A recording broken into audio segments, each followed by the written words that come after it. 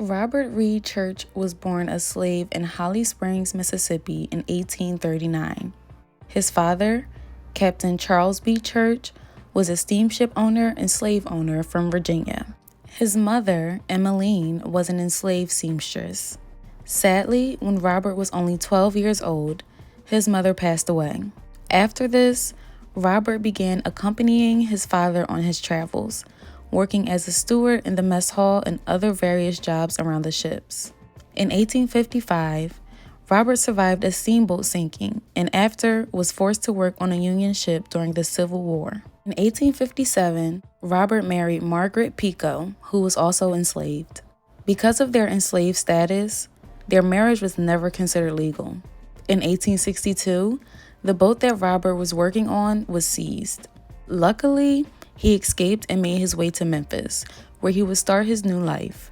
In Memphis, Robert began doing little odd jobs to earn and save money. He shined shoes, worked as a stable boy, and worked as a salesman's assistant. Eventually, he saved enough to open a saloon. Robert went on to marry his second wife, Louisa Ayres, in 1862, who was also of mixed race and born into slavery, just like Robert. They had 2 children together, Mary Eliza Church, born in 1863, and Thomas Ayres Church, born in 1867. Robert and Louisa were big on education and ensured their children got plenty of it. Their daughter, Mary, was one of the first African American women to earn a college degree. She went on to become a teacher, then principal, then civil rights activist. She was also a founding member for the NAACP and the first Black woman to be appointed to the school board of any major city.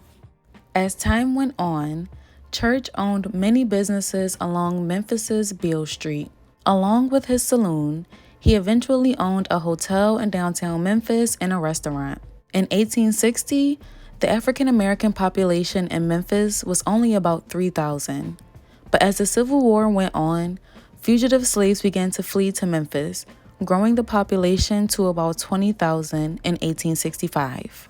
During the Memphis Race Riot of 1866, Robert was shot and wounded in his saloon by a white mob who left him to die.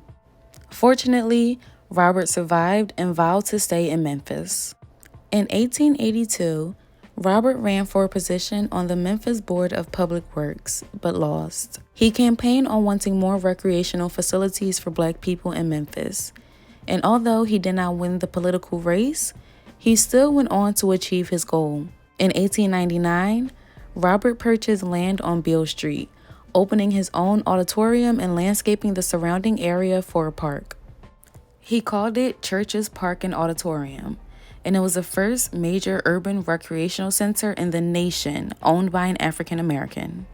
Church's Park and Auditorium was worth $100,000 when built, which is about $3.8 million today. The auditorium seated 2,000 people and was a renowned cultural, recreational, and civic center for Black Memphians. W.C. Handy, also known as Father of the Blues, was employed as the orchestra leader at the auditorium. Many prominent people spoke and performed at the auditorium, including Booker T. Washington and President Theodore Roosevelt. After divorcing Louisa, Robert married his third wife, Anna Susan Wright, in 1885, and had 2 children with her as well, Robert Church Jr., born in 1885, and Annette Elaine Church, born in 1887.